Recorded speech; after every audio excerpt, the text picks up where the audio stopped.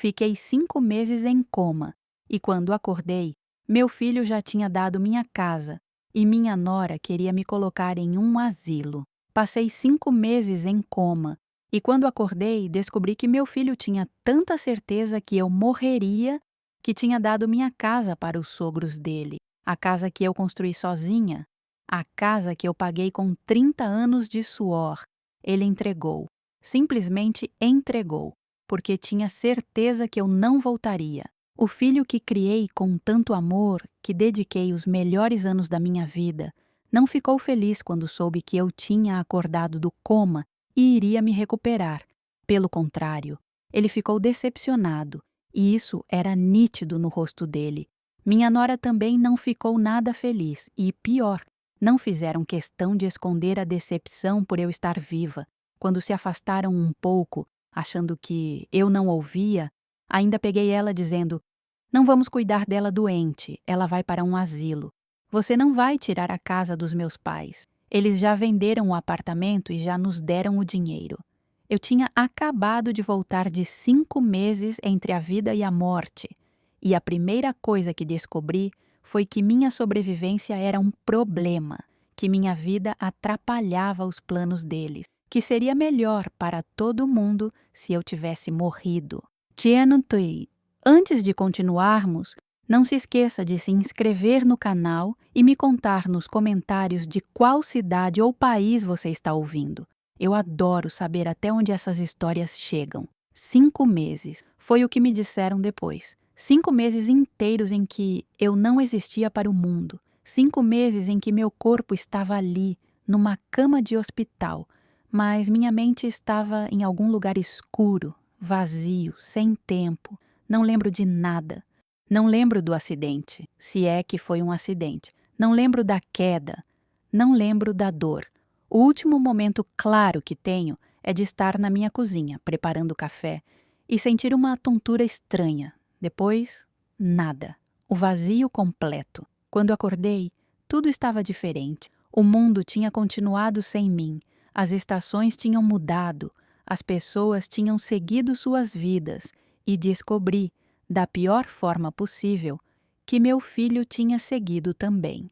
Tinha seguido planejando um futuro onde eu não existia mais, onde minha morte era conveniente, onde minha casa, meu único bem, minha única segurança, podia ser distribuída sem culpa.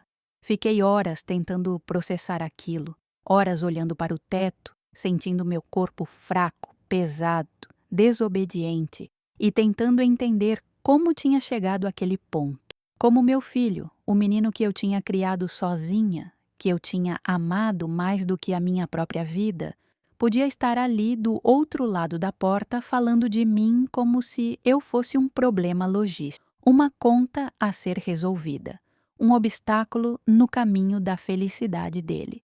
Quando finalmente consegui fazer algum som, quando consegui gemer alto o suficiente para chamar atenção, ouvi passos rápidos. A porta se abriu. Uma enfermeira entrou. Era uma mulher de meia idade, cabelos grisalhos presos num coque, rosto cansado, mas gentil. Ela se aproximou rápido, checou os aparelhos, olhou nos meus olhos com uma lanterninha. "Bem-vinda de volta", disse ela, e tinha emoção genuína na voz dela, emoção que eu não tinha ouvido nas vozes do meu filho e da minha nora. "Você nos deu um susto e tanto. 5 meses. Mas você conseguiu, você voltou." Tentei falar. Minha boca abriu, minha língua se mexeu, mas tudo o que saiu foi um som rouco, incompreensível. "Calma", ela disse, segurando minha mão. "Sua garganta está machucada do tubo. Vai levar um tempo até você conseguir falar direito. Mas vai conseguir. Você só precisa de paciência. Paciência." Eu não tinha paciência. Eu precisava falar. Precisava perguntar, precisava entender o que tinha acontecido com minha vida enquanto eu estava inconsciente. A enfermeira saiu para chamar o médico, e foi quando meu filho entrou, sozinho dessa vez. Ele parou na porta, me olhou, e pelo espaço de 3, 4 segundos, vi algo no rosto dele que nunca tinha visto antes. Medo. Não medo de me perder, mas medo de que eu tivesse ouvido. de que eu soubesse. Ele se aproximou devagar, forçou um sorriso que não chegou nem perto dos olhos. Mãe, graças a Deus, você acordou. Tentei falar de novo. Dessa vez consegui formar uma palavra. Uma única palavra. Casa. Ele ficou pálido. Mãe, você precisa descansar. A gente conversa sobre isso depois. Casa, repeti, colocando toda a força que tinha naquela palavra. Onde? Minha casa. Ele desviou o olhar, passou a mão pelo cabelo. Um gesto que eu conhecia desde que ele era criança. Era o que ele fazia quando estava nervoso, quando tinha feito algo errado e sabia que ia ser descoberto. Mãe, muita coisa aconteceu enquanto você estava dormindo. A gente precisou tomar algumas decisões, decisões difíceis, mas tudo foi pensando no seu bem, no meu bem. Aquelas palavras soaram como uma mentira mal contada, como uma desculpa pronta, ensaiada, que ele tinha preparado para esse momento. O quê? Vocês fizeram? Ele respirou fundo, olhou para a porta, como se quisesse que alguém entrasse e o salvasse daquela conversa. Mas estávamos sozinhos, só eu e ele, mãe e filho, ou pelo menos o que restava disso. A casa. A gente precisou repassar ela. Repassar. Que palavra estranha. Que palavra fria. Como se minha casa, meu lar, o lugar onde eu tinha construído minha vida inteira, fosse apenas um objeto que podia ser repassado. Para quem? Ele hesitou. E naquela hesitação eu soube que era pior do que eu imaginava. Para os pais da minha esposa, senti como se tivessem arrancado o chão debaixo de mim, como se o pouco de ar que eu conseguia respirar tivesse sido sugado de uma vez. Por quê? Ele se sentou na cadeira ao lado da cama. Não me tocou, não segurou minha mão, apenas sentou, olhando para as próprias mãos. A gente estava desesperado, mãe, sem dinheiro, com dívida. O apartamento deles tinha problemas estruturais. Eles precisavam sair de lá rápido. E a gente achou que você não ia voltar, que eu não ia voltar. Ele tinha dito isso como se fosse justificativa, como se a possibilidade da minha morte fosse desculpa suficiente para tirar tudo de mim. Eu voltei. Minha voz saiu quebrando, não só pela garganta machucada, mas pela dor, pela traição, pelo peso de entender que, para meu filho, minha morte seria mais conveniente do que minha vida. Ele finalmente me olhou. E não vi arrependimento, vi apenas desconforto. Eu sei, e a gente vai dar um jeito, vai achar uma solução. Mas agora você precisa descansar, precisa se recuperar. A gente resolve isso depois. Resolver depois, adiar, empurrar, fugir da conversa. Ele se levantou, murmurou algo sobre precisar buscar as crianças e saiu. Deixou-me ali, sozinha, com aquela revelação envenenando cada célula do meu corpo. Minha casa, meu único bem. A coisa que eu tinha conquistado com décadas de trabalho. A prova de que eu tinha vencido, de que eu tinha conseguido, tinha sido entregue, dada, repassada. Enquanto eu lutava pela vida, enquanto meu corpo lutava para voltar, meu filho estava distribuindo meus bens como se eu já estivesse morta. E o pior, descobri que não era só a casa, era tudo. Era meu lugar no mundo, era minha dignidade, era minha existência. Tudo tinha sido negociado enquanto eu dormia. Os dias seguintes foram nebulosos. Vinham médicos, enfermeiras, fisioterapeutas, todos falando comigo devagar como se eu fosse uma criança, explicando que eu tinha sofrido um traumatismo craniano severo, que tinha havido sangramento, que tinham precisado me induzir ao coma para salvar minha vida, que eu tinha ficado 5 meses ligada a aparelhos, 5 meses entre a vida e a morte, e que agora, mesmo acordada, ia levar tempo até eu me recuperar completamente. Tempo. Essa palavra começou a me assombrar, porque eu não tinha tempo, não tinha o luxo de me recuperar devagar, calmamente, sem pressa, porque enquanto eu estava ali, fraca, dependente, incapaz de me defender, Decisões estavam sendo tomadas sobre minha vida. Decisões que eu não podia controlar. Meu filho aparecia pouco. Ficava 5, 10 minutos no máximo, sempre com pressa, sempre com alguma desculpa.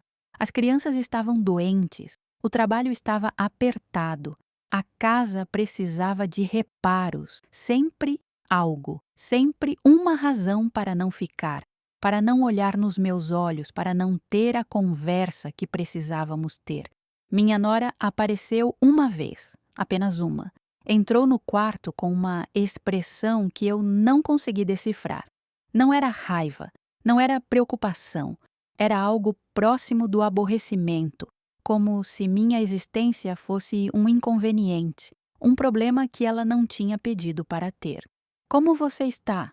perguntou sem se aproximar da cama, sem sentar, sem nenhum gesto que indicasse cuidado real. "Viva", respondi. Minha voz estava mais forte agora, ainda rouca, ainda fraca, mas pelo menos conseguia formar frases completas. Ela assentiu. Que bom, mas o tom dela dizia o contrário. O tom dela dizia: que inconveniente. Meu filho falou da casa, consegui dizer, forçando cada palavra para fora. Ela ficou tensa, cruzou os braços. Ele falou: por quê? Ela suspirou. Um suspiro longo, cansado, como se eu fosse uma criança teimosa fazendo perguntas óbvias. Porque a gente precisava. Porque meus pais precisavam. Porque não tinha outra saída. E por quê? Ela parou, me olhou diretamente nos olhos. Porque achávamos que você não ia voltar. Achávamos. Não eu. Não ele. A gente. Como se fosse consenso. Como se todos tivessem concordado que era melhor eu morrer. Que era mais fácil, mais conveniente. Mas eu voltei. Ela não respondeu imediatamente. Ficou ali, me olhando, e eu podia ver o cálculo acontecendo na cabeça dela. Podia ver ela pensando, planejando, decidindo o que dizer. Sim, você voltou. E agora a gente vai ter que lidar com isso. Lidar com isso. Lidar comigo. Como se eu fosse um problema, uma equação que precisava ser resolvida. A casa é minha, disse, juntando forças. Era, ela corrigiu. Era sua. Agora é dos meus pais. Já está tudo acertado. Já assinamos os papéis, já está feito. Sem minha assinatura. Ela hesitou. E nessa hesitação vi a verdade. A gente tinha uma procuração, ela disse, mas não me olhou ao dizer isso. Que procuração? Uma procuração que seu filho assinou, como responsável legal, porque você estava incapacitada. Incapacitada. Essa palavra me acertou como um soco, porque era verdade.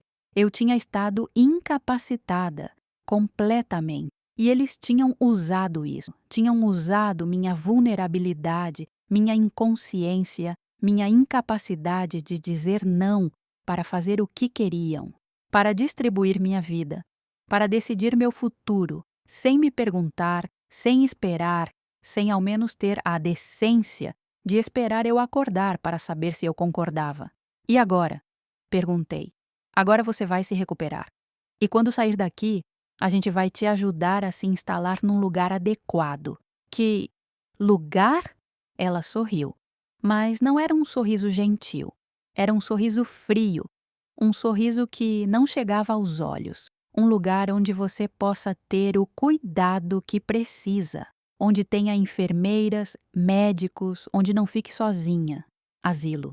Ela não disse a palavra, mas eu ouvi mesmo assim. Ela estava falando de asilo, de me colocar num lugar, de me afastar, de me fazer sumir da vida deles. Não, consegui dizer com mais força do que esperava. Não? Não. No vou, Kim. Para-te. Nenhum. Asilo. Ela riu. Uma risada curta, sem humor. Você mal consegue falar, mal consegue se mexer. Como você acha que vai se cuidar sozinha? Vou dar um jeito. Não vai, não. Você está velha, está doente, está sozinha e precisa aceitar isso. Ela se aproximou da cama, se inclinou e disse baixinho, quase num sussurro: você devia ter morrido. Seria mais fácil para todo mundo, principalmente para você. E saiu. Deixou-me ali, sozinha, com aquelas palavras ecoando na minha cabeça. Você devia ter morrido. Minha nora tinha dito isso. Tinha dito em voz alta o que todos estavam pensando. E pela primeira vez desde que acordei, chorei. Não de tristeza, mas de raiva. De uma raiva profunda, visceral, que começou no meu peito e se espalhou por todo o corpo. Porque eles tinham tentado me apagar, tinham tentado me descartar, tinham achado que eu ia morrer e facilitaria a vida de todo mundo. Mas eu não morri. Eu voltei e ia lutar com a última gota de força que tivesse. Foi a enfermeira, Dona Irene, quem me ajudou nos dias seguintes. Ela percebeu que algo estava errado. Percebeu que eu não estava apenas me recuperando de um coma. Estava lutando contra algo pior, contra a traição, contra o abandono, contra a sensação de que tinha perdido não só 5 meses da minha vida, mas toda ela. Numa tarde, depois de me ajudar com a fisioterapia, ela sentou na cadeira ao lado da minha cama e perguntou: "Você quer conversar?" Olhei para ela, para os olhos castanhos e gentis, para as rugas que contavam histórias, para as mãos calejadas que tinham cuidado de tantos. Eles tiraram tudo de mim. Ela não pareceu surpresa. Sua família? Assenti. E então, devagar, com pausas para respirar, para juntar forças, contei tudo. Contei sobre a conversa que ouvi, sobre a casa, sobre o asilo, sobre a nora dizendo que eu devia ter morrido. Ela ouviu tudo em silêncio, não me interrompeu, não tentou defender ninguém, apenas ouviu. E quando terminei, ela segurou minha mão. "Você tem documentos? Comprovando que a casa é sua?" "Tinha? Não sei. Onde estão agora?" "Você lembra o endereço?" "Sim." "E sabe se a casa estava em seu nome?" "Sim, comprei. Sozinha. Trabalhei 30 anos para conseguir." Ela assentiu. "Então você tem direitos. Você precisa de ajuda legal, de um advogado." "Não tenho dinheiro." "Existem defensores públicos. Existem advogados que trabalham pro bono. Existem maneiras." Ela pegou um papel e uma caneta. "Vou anotar alguns números, algumas organizações que ajudam idosos. Você não está sozinha nisso. Você só precisa ter coragem de pedir ajuda." Olhei para aquela mulher, para a gentileza dela, para a forma como ela me tratava, não como uma paciente, não como um problema, mas como uma pessoa, como alguém que merecia dignidade, e perguntei: "Por que você está me ajudando?" Ela sorriu. Um sorriso triste, mas genuíno, porque eu já vi isso acontecer muitas vezes. Vi famílias abandonarem idosos, vi filhos tirarem tudo dos pais, vi gente sendo descartada como lixo, e me cansa, me deixa com raiva, porque vocês trabalharam a vida inteira, construíram, deram tudo, e na hora que ficam vulneráveis, na hora que precisam, são jogados fora. Ela apertou minha mão. "Você merece o melhor e vou te ajudar a conseguir."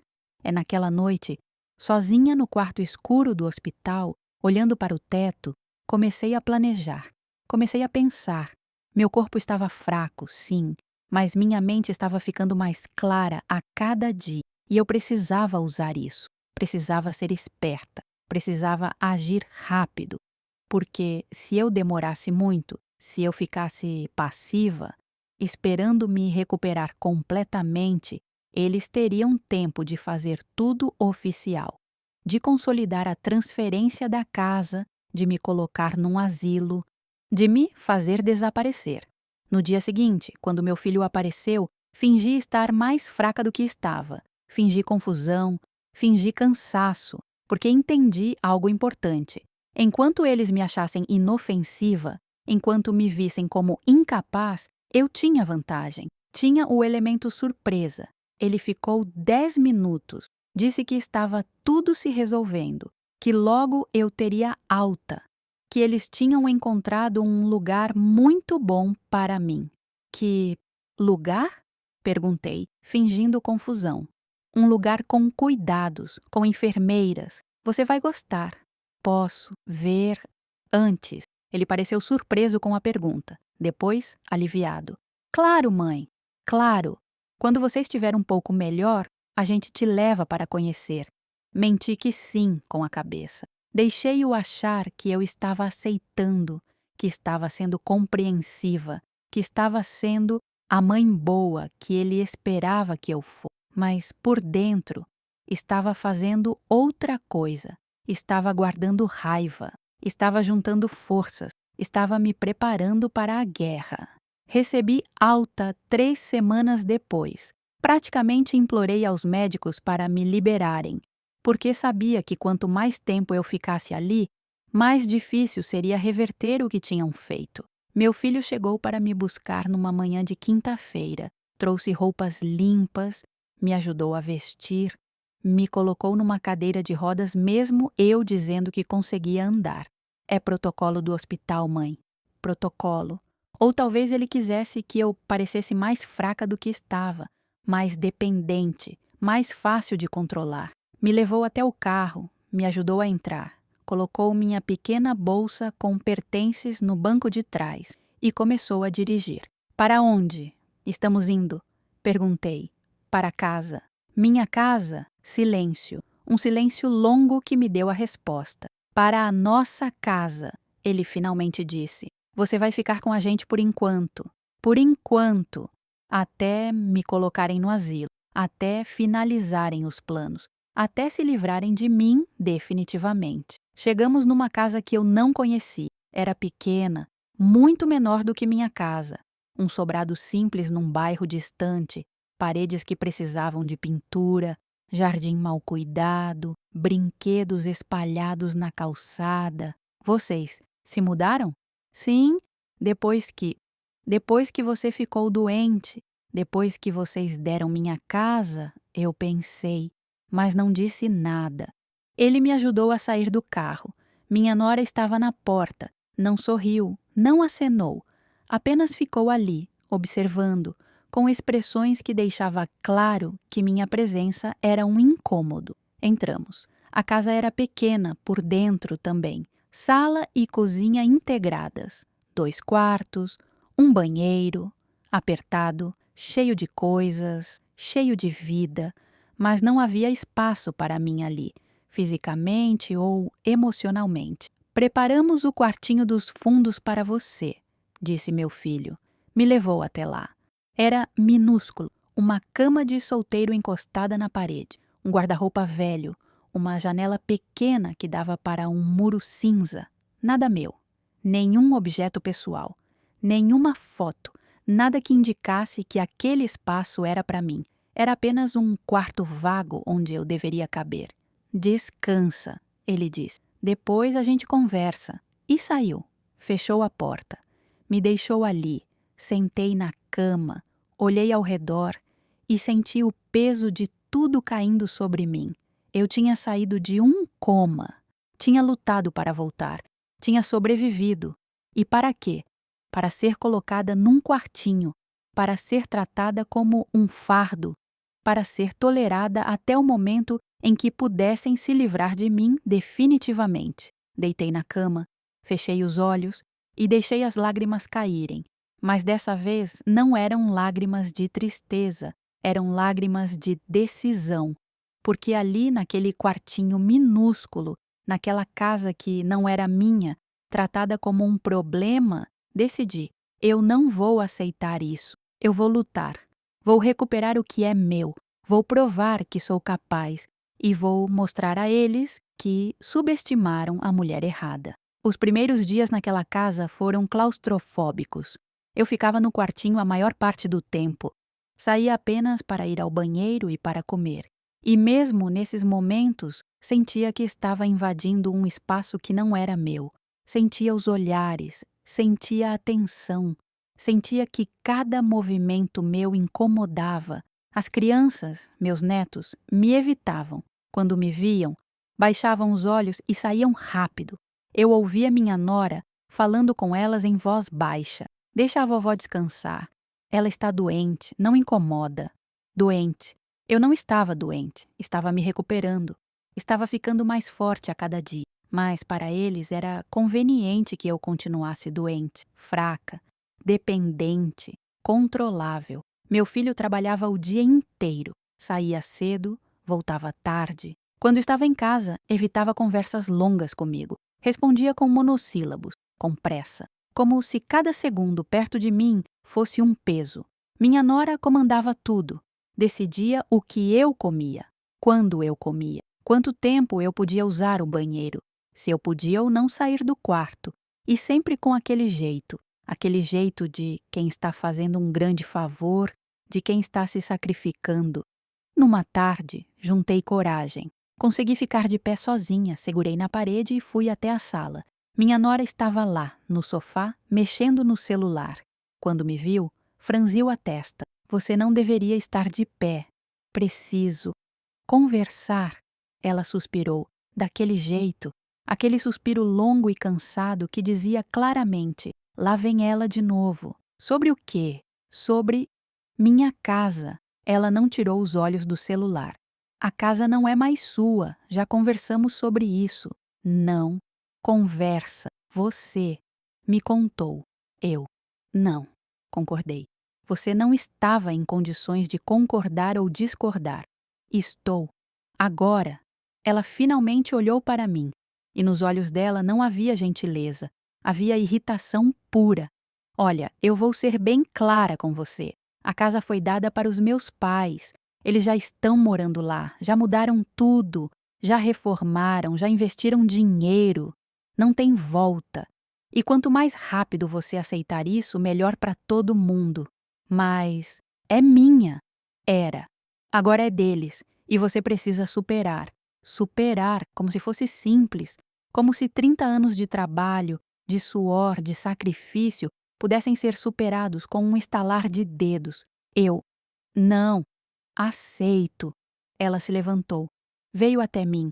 E pela primeira vez vi algo próximo da ameaça nos olhos dela. Você não tem escolha. Você está velha, está doente, está dependendo da gente. E se continuar sendo difícil, a gente vai ter que tomar medidas. Medidas necessárias para o seu bem. Ela passou por mim, esbarrando de propósito no meu ombro, me fazendo cambalear. Voltei para o quartinho, sentei na cama.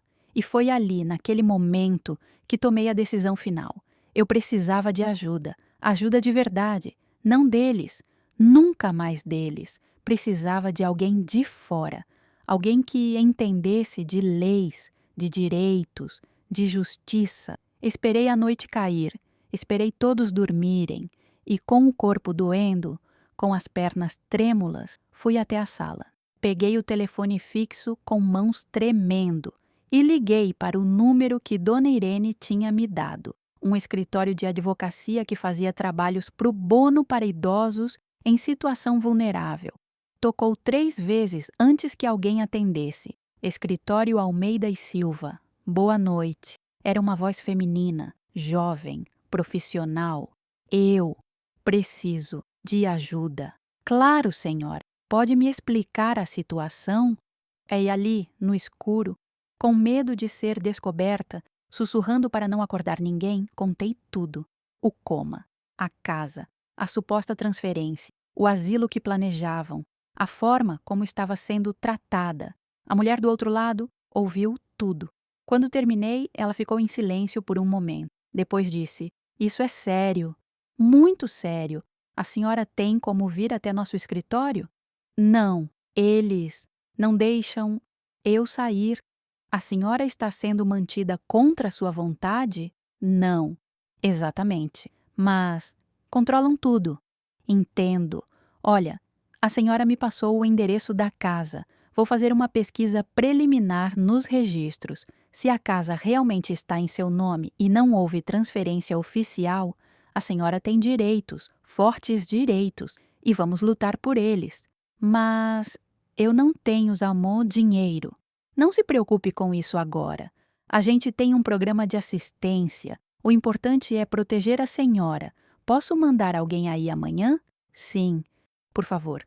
"Então, Combinado. Amanhã, por volta das 10 da manhã, a doutora Helena vai aí.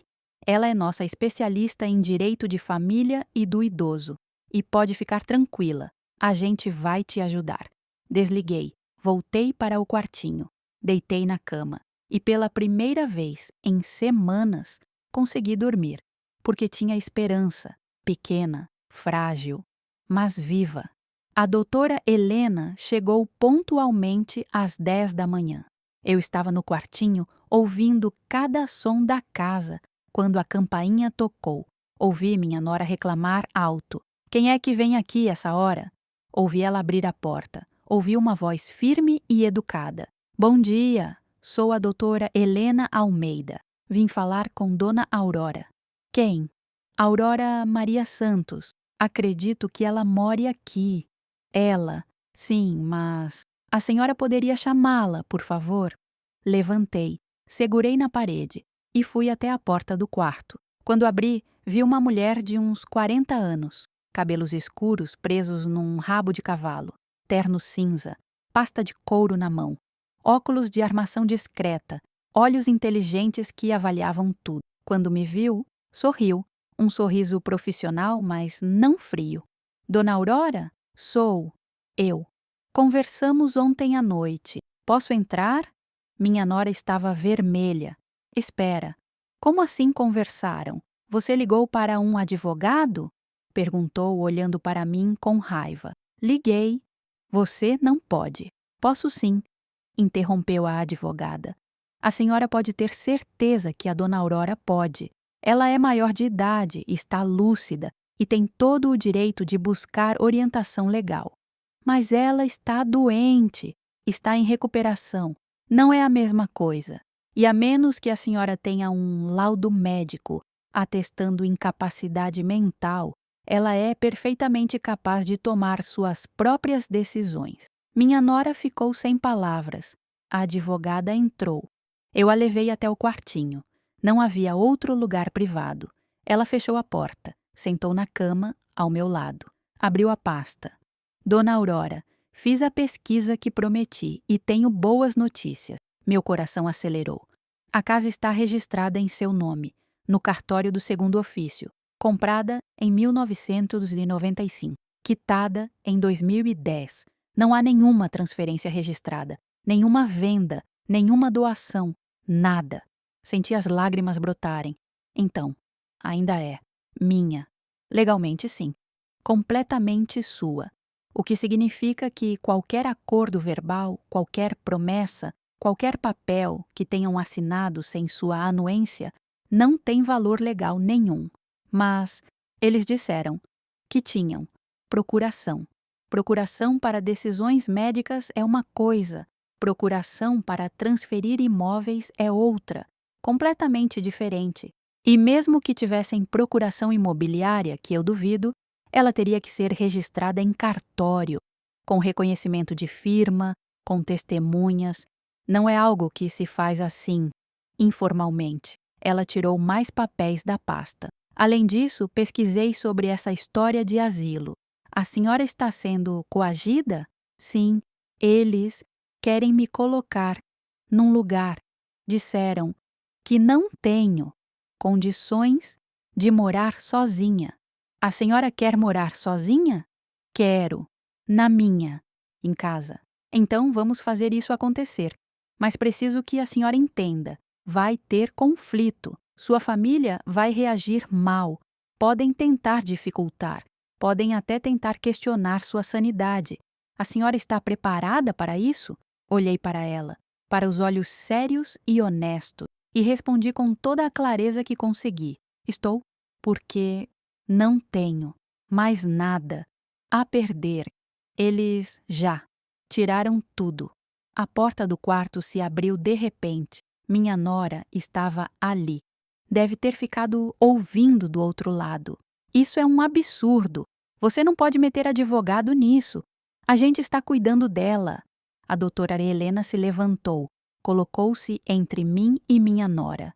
A senhora é? Sou a nora dela e moro nesta casa. E não vou aceitar que venha gente de fora causar problema. Eu não estou causando problema, estou garantindo os direitos da minha cliente. Cliente, ela não tem dinheiro para pagar advogado. Isso não é da sua conta. E sugiro que a senhora se acalme, porque se continuar agindo de forma agressiva, vou considerar isso como intimidação de pessoa vulnerável. E isso é crime. Minha nora ficou branca, deu um passo para trás. Eu só estou defendendo minha família. Dona Aurora é sua família também, ou pelo menos deveria ser. A advogada se virou para mim. A senhora quer ficar aqui? Ou quer que eu a leve para outro lugar enquanto resolvemos isso? Olhei para minha nora, para a raiva no rosto dela, para a forma como ela apertava os punhos, e soube que se eu ficasse ali, as coisas iam piorar. Muito. Quero ir embora. Para onde? Para minha casa. A casa está habitada pelos pais dela, a advogada me lembrou gentilmente. Podemos pedir reintegração de posse, mas vai levar alguns dias. Então, qualquer lugar menos aqui. A doutora Helena assentiu. Conheço um abrigo temporário. É seguro, limpo, com assistência médica. A senhora pode ficar lá enquanto resolvemos a questão da casa, sem custo. É mantido por uma ONG. Abrigo? Minha nora praticamente gritou. Você vai colocar ela num abrigo? E somos nós os vilões? A senhora doou a casa dela sem autorização. Planejou colocá-la num asilo contra a vontade dela. Mantém ela trancada num quartinho. Quem exatamente é o vilão aqui? Minha nora não respondeu, apenas ficou ali, tremendo de raiva. Eu me levantei. Vou pegar minhas coisas. Não tinha quase nada. Algumas roupas que meu filho tinha trazido do hospital, objetos de higiene, nada de valor, nada pessoal. Coloquei tudo numa sacola. A advogada me ajudou e quando passamos pela sala, minha nora gritou: "Você vai se arrepender disso. A gente cuidou de você. E é assim que você agradece?" Parei. Virei-me para ela e com toda a força que tinha disse: "Vocês não. Cuidaram de mim. Vocês me usaram. Me descartaram. E agora? Vão pagar por isso." E saí. Pela primeira vez em semanas, saí daquela casa. Respirei o ar da rua. Senti o sol no rosto. E mesmo sem saber exatamente o que vinha pela frente, me senti livre. O abrigo era melhor do que eu esperava. Ficava num prédio antigo no centro da cidade, reformado por uma ONG que cuidava de idosos em situação de vulnerabilidade. Tinha quartos compartilhados mais limpos. Tinha assistência de enfermagem. Tinha comida 3 vezes ao dia. E, principalmente, tinha respeito. As pessoas que trabalhavam ali me tratavam como gente, como alguém com direitos, com vontades, com dignidade. A doutora Helena me instalou num quarto com mais 2 senhoras. Uma se chamava Margarida, tinha 82 anos, tinha sido expulsa de casa pelos filhos depois que o marido morreu. A outra, Dona Teresa, 75, tinha sido abandonada pela família quando ficou doente. Nossas histórias eram diferentes, mas a dor era a mesma, a sensação de ter sido descartada por quem deveria cuidar. "Você fez bem em buscar ajuda", disse Dona Teresa na primeira noite enquanto estávamos deitadas, cada uma em sua cama, no escuro. Eu não fiz, fiquei quieta, aceitei. E agora? Agora não tenho mais nada. Eu não. Vou aceitar, respondi. Vou lutar. Vai precisar, porque eles não vão desistir fácil. Família nunca desiste quando tem algo a perder. Ela estava certa. Nos dias seguintes, meu filho ligou 17 vezes para o abrigo. Todas as vezes recusei atender. Ele apareceu 2 vezes na porta. Ambas as vezes, a coordenadora do abrigo não o deixou entrar. Sua mãe não quer vê-lo, e ela tem esse direito. Enquanto isso, a doutora Helena trabalhava. Ela entrou com uma ação de reintegração de posse da casa. Juntou toda a documentação. Provou que a casa estava em meu nome. Provou que não havia transferência legal e exigiu que os ocupantes atuais, os pais da minha nora, saíssem imediatamente. A resposta deles veio rápida. Eles contrataram um advogado também. Alegaram que tinham investido na casa, que tinham feito reformas, que tinham sido enganados pelo meu filho e que mereciam compensação. Eles estão tentando colocar a culpa no seu filho. A Doutra. Helena me explicou numa reunião no abrigo. Dizem que ele prometeu a casa, que eles venderam o apartamento deles confiando nessa promessa, que tiveram prejuízo. E vão conseguir? Conseguir o quê? A casa? Não, a casa é sua. Mas vão tentar extrair dinheiro. Vão processar seu filho por danos morais e materiais. E, seu filho está numa situação complicada. Ele prometeu algo que não era dele e agora vai ter que responder por isso. Parte de mim sentiu pena, parte de mim lembrou do menino que eu criei, do filho que eu amei. Mas então lembrei da conversa que ouvi no hospital. Ela acordou, mas isso não muda nada. Lembrei de como me trataram, de como planejaram me descartar, e a pena evaporou. Ele fez isso comigo. Agora colhe o que plantou. A advogada assentiu. É uma forma justa de ver, mas preciso te avisar. Ele vai vir atrás de você, vai pedir ajuda, vai tentar te convencer a desistir da casa, a vender, a usar o dinheiro para resolver o problema dele. Você precisa estar preparada para dizer não. Estou. E eu estava, porque tinha aprendido algo nesses meses todos. Compaixão não pode ser confundida com aceitação de abuso. Amor não significa permitir que tirem tudo de você. E ser mãe não significa se sacrificar até deixar de existir. 2 semanas depois, a doutora Helena chegou no abrigo com boas notícias. Ganhamos a liminar. Os pais da sua nora têm 15 dias para desocupar a casa. Senti o coração disparar. 15 dias. 15 dias. E depois disso, se não saírem voluntariamente, vamos ter apoio policial para a reintegração. E eu posso voltar? Pode. Mas recomendo que a gente faça uma vistoria antes. Eles podem ter causado danos, podem ter levado coisas. Precisamos documentar tudo. Quando? Podemos ir? Amanhã, se você quiser. Quero. Naquela noite não consegui dormir. Ficava pensando na minha casa, na possibilidade de voltar, de estar no meu lugar, de dormir na minha cama, de acordar na minha cozinha, de olhar pela minha janela. Parecia um sonho, algo distante demais para ser real. Mas era real. Estava acontecendo. E pela primeira vez em muito, muito tempo, senti algo próximo da felicidade. Chegamos na minha casa numa manhã de terça-feira. Era um dia claro, com céu azul, o tipo de dia que faz tudo parecer possível. A doutora Helena dirigia. Eu estava no banco do passageiro, com o coração acelerado, as mãos suadas, os olhos fixos na rua que eu conhecia tão bem. Quando a casa apareceu, senti um aperto no peito. Era exatamente como eu lembrava. A mesma pintura creme, o mesmo portão de ferro, as mesmas roseiras que eu tinha plantado anos atrás, agora maiores, mais cheias. Minha casa, meu lar. Paramos na frente. A advogada saiu primeiro, foi até o portão, tocou a campainha. Depois de alguns segundos, um homem apareceu. Era alto, magro, de uns 70 anos, cabelos brancos, expressão dura. Sim? Bom dia, sou a doutora Helena Almeida, advogada da dona Aurora, proprietária legal deste imóvel. Vim informar que foi concedida liminar de reintegração de posse. Os senhores têm 15 dias para desocupar. O homem ficou vermelho. Isso é um absurdo. A gente investiu aqui. A gente foi enganado. O senhor foi enganado por alguém que não tinha direito sobre o imóvel. E isso não é problema da minha cliente. A liminar é clara. 15 dias. A gente vai recorrer.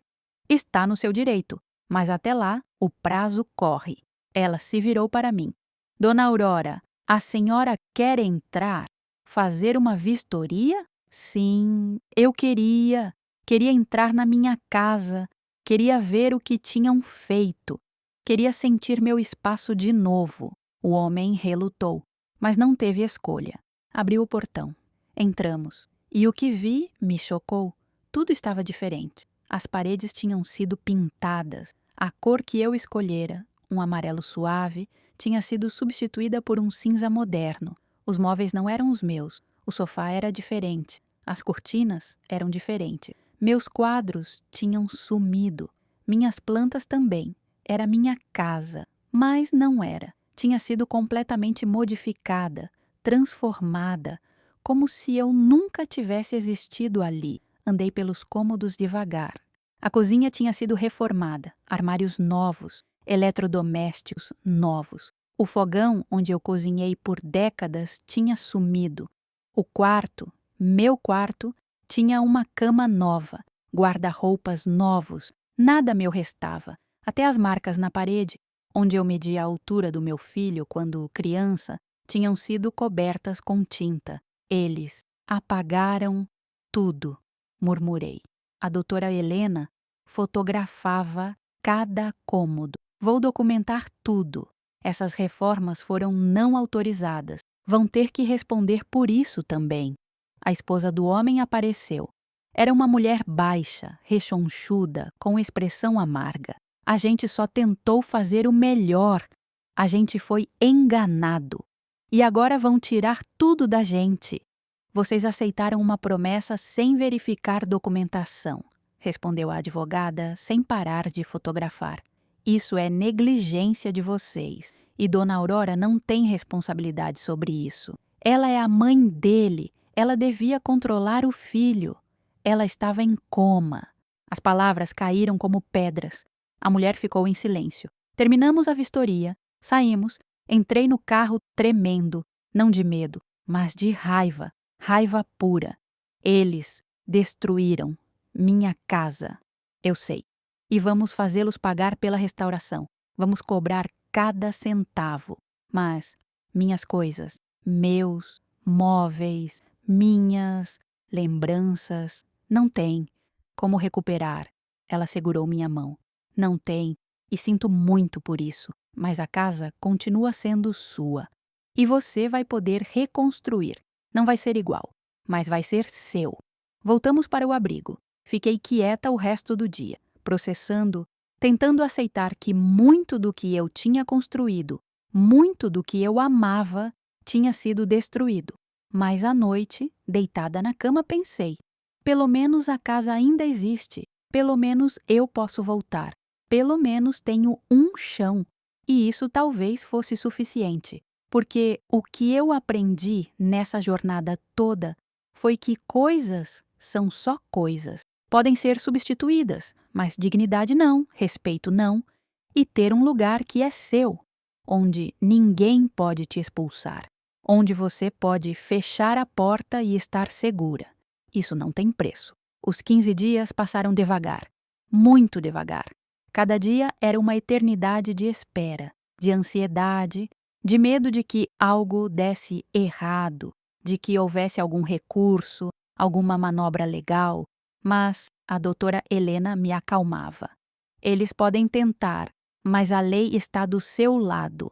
A casa é sua. Ponto final. No 10º dia, meu filho apareceu no abrigo. A coordenadora me avisou. Seu filho está aqui. Quer ver você. Posso mandá-lo embora se quiser. Pensei por um longo momento. Parte de mim queria nunca mais vê-lo. Queria simplesmente cortar todos os laços e seguir em frente.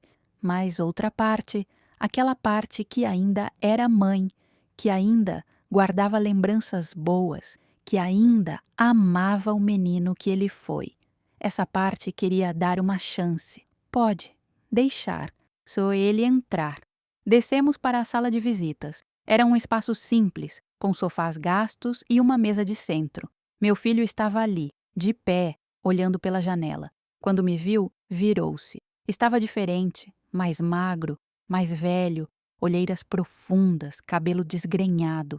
Parecia que tinha envelhecido 10 anos em alguns meses. Mãe, filho, ficamos ali, olhando um para o outro, sem saber o que dizer, até que ele quebrou o silêncio. Mãe, Eu preciso da sua ajuda.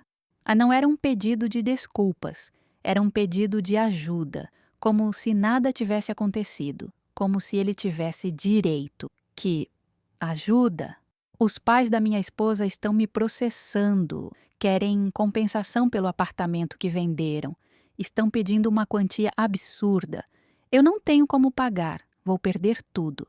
E o que você quer de mim? Vende a casa, usa o dinheiro para pagar eles e depois a gente te ajuda a achar outro lugar, menor, mais fácil de cuidar. A mesma proposta, a mesma manipulação, como se eu fosse burra, como se não entendesse o que estava acontecendo. Não. Ele deu um passo à frente. Mãe, por favor, eu sou seu filho. Você não pode me deixar assim. Você me deixou. Quando? Eu estava mais fraca. Quando? Eu mais precisava. Eu estava desesperado. E eu não estava? Minha voz saiu mais alta, mais firme. Eu estava em coma, lutando para viver. E você estava dando minha casa, planejando me colocar num asilo, me tratando como lixo. Eu não. Você. Sim. E agora? Quer que eu te salve? Lágrimas começaram a cair do rosto dele. Não sei se eram genuínas ou manipulação, mas não me importava mais. Mãe, eu errei. Eu sei que errei. Mas você não pode me punir assim. Sou seu único filho. E você é meu único filho. E me traiu, me usou, me descartou. Me levantei, devagar, mas firme. Você fez suas escolhas. Agora, vive com elas. Mãe, eles vão me tirar tudo. Como? Você tirou, tontudo, de mim? Ele caiu de joelhos, literalmente, chorando. Mãe, eu imploro, me perdoa, me ajuda. Olhei para ele, para aquele homem no chão, e senti pena, mas não o suficiente para mudar de ideia. Perdão. É diferente de voltar. Eu posso te perdoar. Um dia, talvez, mas não. Vou voltar. Não vou te ajudar porque você precisa aprender, precisa entender que ações têm consequências. Me virei para sair. Mãe, parei. Não me virei. Apenas esperei. Você vai se arrepender disso. Um dia você vai precisar de mim e eu não vou estar lá.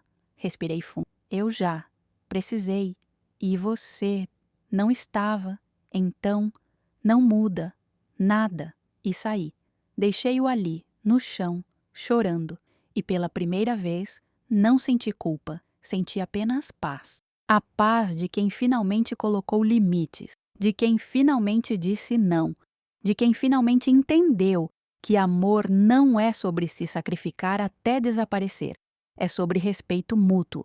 E respeito nós não tínhamos mais. No 15º dia, às 9 da manhã, chegamos na minha casa. Eu, a doutora Helena e 2 oficiais de justiça. Os pais da minha nora tinham até aquele horário para sair voluntariamente. Depois disso, seriam removidos à força. Tocamos a campainha. Ninguém atendeu. A advogada olhou para os oficiais. Podemos arrombar? Podemos. Temos autorização judicial. Um deles foi buscar ferramentas no carro, mas antes que voltasse, o portão se abriu. O homem estava ali. Parecia derrotado, cansado, acabado. A gente já está saindo. Só estamos terminando de carregar as coisas. Podem levar apenas o que trouxeram, disse a doutora Helena. Nada que já estava aqui. Já não tem nada que estava aqui. A gente jogou tudo fora.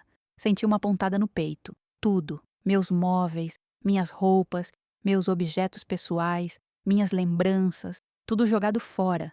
Como lixo. Então saiam. Agora. Eles saíram, carregando malas, caixas, levando tudo o que tinham trazido. Não olharam para mim, não falaram nada. Apenas saíram. E quando o último deles passou pelo portão, a doutora Helena me entregou a chave. É sua, dona Aurora. Sua casa. De volta. Peguei a chave. Pesei ela na mão. Era uma chave simples, velha. A mesma que eu usava há décadas. Mas naquele momento pesava como ouro. Entrei devagar. A casa estava vazia, completamente vazia, sem móveis, sem cortinas, sem nada nas paredes, apenas o espaço, as paredes, o chão, o teto. Andei pelos cômodos, sala, cozinha, quarto, banheiro, tudo vazio, tudo silencioso, mas era meu. Voltei para a sala, sentei no chão, encostei na parede, fechei os olhos e chorei. Não de tristeza, mas de alívio, de libertação, de vitória. Eu tinha recuperado minha casa, tinha lutado, tinha vencido. Não tinha sido fácil, tinha perdido muita coisa. Tinha perdido móveis, objetos, lembranças. Tinha perdido meu filho, do jeito que eu conhecia. Tinha perdido a ilusão de família. Mas tinha ganhado algo mais importante. Tinha ganhado de volta minha dignidade, minha voz, meu poder. A doutora Helena sentou ao meu lado. Como você está se sentindo? Livre. Ela sorriu. É assim que deve ser. Ficamos ali por alguns minutos, em silêncio. Depois ela disse: Vou te ajudar a mobiliar de novo. Conheço algumas ONGs que doam móveis usados. Não vai ser luxo, mas vai ser funcional. Não é preciso de luxo, só se preciso de um lugar que seja meu. E agora você tem. Ela se levantou, me ajudou a levantar também. Vou te deixar ficar aqui hoje, se familiarizar de novo. Amanhã começo a providenciar as coisas: cama, fogão, geladeira, o básico. Em uma semana você pode se mudar de vez. Obrigada por tudo. Não me agradeça. Você lutou, você venceu. Eu só ajudei com a parte legal. Ela saiu. Me deixou ali, sozinha, na minha casa vazia, mas minha. Levou 3 semanas para mobiliar a casa. A doutora Helena foi incrível. Conseguiu doações, uma cama de solteiro, um sofá velho, mas confortável, uma mesa de cozinha com 2 cadeiras, fogão, geladeira, alguns utensílios básicos. Não era o que eu tinha antes, mas era suficiente, era meu. No dia da mudança definitiva do abrigo para a casa, Dona Margarida e Dona Teresa me ajudaram. Ficaram comigo durante a tarde, ajudando a organizar as coisas, conversando, rindo. Você conseguiu, disse Dona Teresa com os olhos marejados. Você realmente conseguiu. Você também. Pode, respondi. Você ainda tem tempo. Ela balançou a cabeça. Não tenho mais forças, mas ver você conseguir me dá esperança, me faz acreditar que vale a pena lutar. Quando elas foram embora, quando fechei a porta e fiquei sozinha, andei pela casa, pela minha casa, liguei as luzes, abri as torneiras, coloquei uma panela no fogão, sentei no sofá, deitei na cama e em cada ação senti uma gratidão profunda, porque era meu, porque ninguém podia me tirar dali, porque eu tinha lutado e vencido. Naquela noite, sozinha, cozinhei minha primeira refeição: arroz, feijão, um ovo. Nada sofisticado, mas o sabor foi o melhor de todos, porque era feito no meu fogão, na minha cozinha, na minha casa. Depois, sentei no sofá e pensei em tudo que tinha acontecido: o coma, a traição, a luta, a vitória. E percebi algo: eu tinha mudado. Não era mais a mesma mulher que desmaiou naquela cozinha meses atrás. Aquela mulher era ingênua, confiava demais, acreditava que família era sagrada, que amor de mãe era suficiente. Essa mulher, a que sobreviveu, sabia melhor. Sabia que família não é sangue, é escolha, é respeito, é reciprocidade. E sabia, principalmente, que não podia depender de ninguém além de si mesma. Os meses que se seguiram foram de reconstrução, literal e figurativa. Aos poucos, fui melhorando a casa, comprando pequenas coisas, um quadro aqui, uma planta ali, cortinas, tapetes, fazendo dela minha de novo. E também fui me reconstruindo, fazendo fisioterapia, recuperando força, voltando a andar sem dificuldade, voltando a fazer tudo sozinha. Meu filho tentou contato algumas vezes, mensagens, cartas, mas não respondi. Não porque odiava, mas porque não havia mais o que dizer. Ele tinha feito suas escolhas Tinha que viver com elas, e eu tinha feito as minhas. Soube, por terceiros, que ele se divorciou, que os pais da ex-mulher desistiram do processo depois de negociações, que ele estava recomeçando em outro estado. Parte de mim sentiu pena, mas era uma pena distante. Como quando você ouve sobre a tragédia de um estranho, sente, mas não dói, porque não é mais seu problema.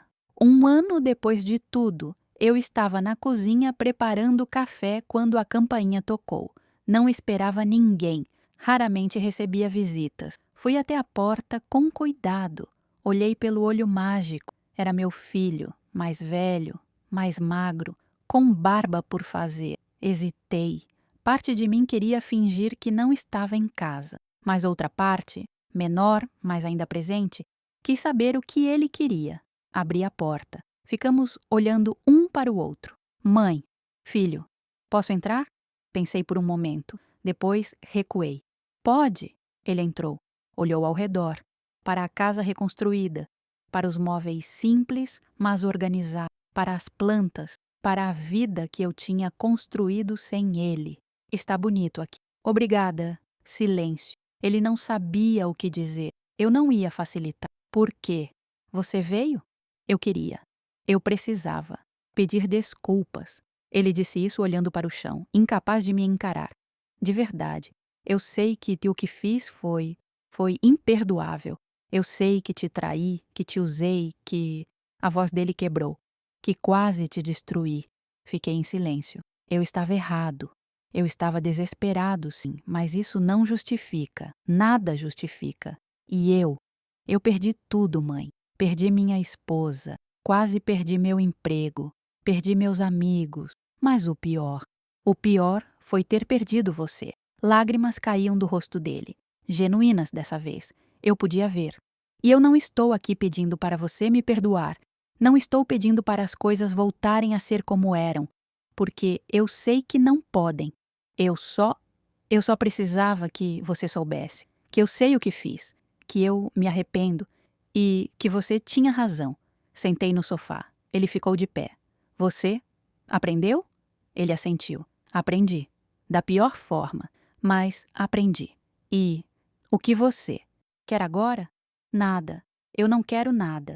Não vim pedir dinheiro. Não vim pedir ajuda. Não vim pedir que você resolva meus problemas. Eu só queria dizer isso e dizer que eu sinto muito. E que se um dia, talvez muito tempo no futuro você puder, não perdoar, mas talvez ter uma conversa, um café, uma ligação de aniversário, eu gostaria.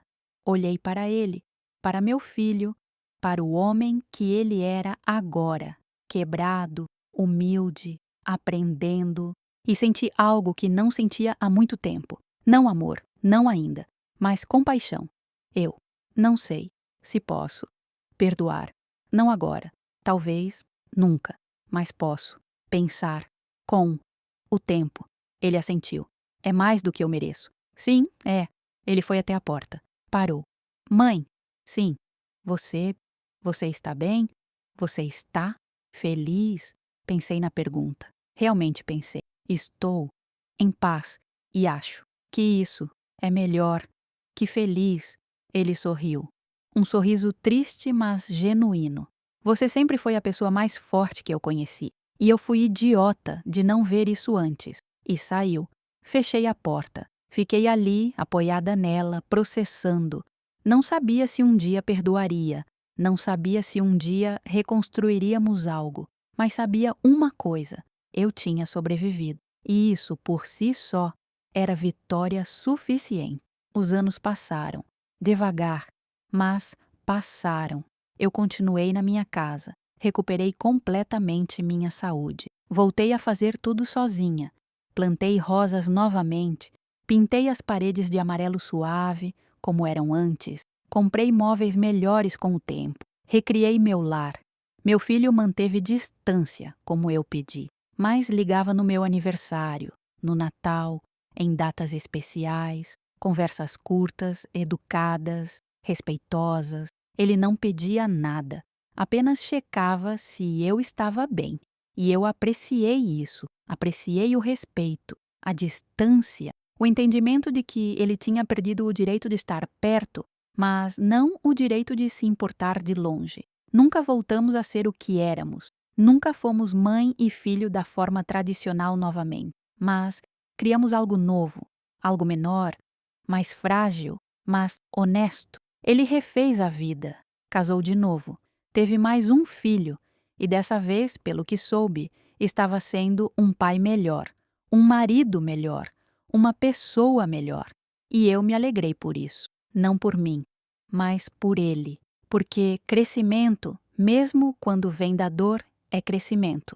Quanto a mim, encontrei paz, encontrei propósito. Comecei a fazer voluntariado no abrigo onde fiquei, ajudando outros idosos em situações parecidas, contando minha história, ensinando que é possível lutar, possível vencer, possível recomeçar.